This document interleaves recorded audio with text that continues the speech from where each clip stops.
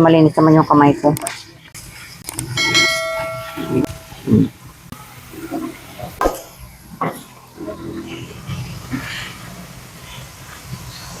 Gulay naman lulutuin natin ngayon.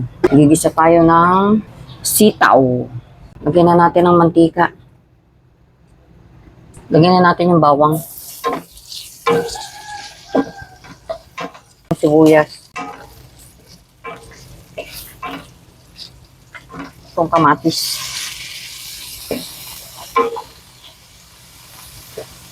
Yung pork.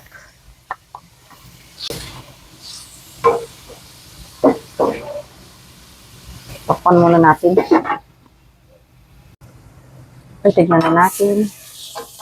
Ayan. Lagyan na natin yung ating gulay. Yan, malinis naman yung kamay ko.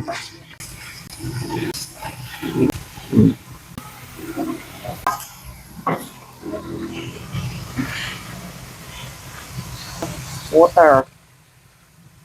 1 cup of water. Takpan muna natin. Tingnan na natin.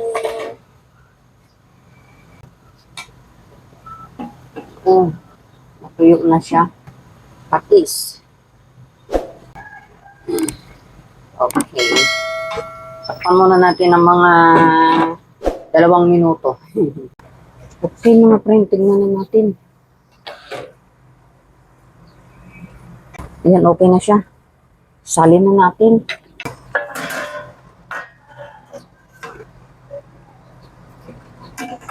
Isang masarap na gulay na naman ang ating naluto, mga friend. A healthy sitaw.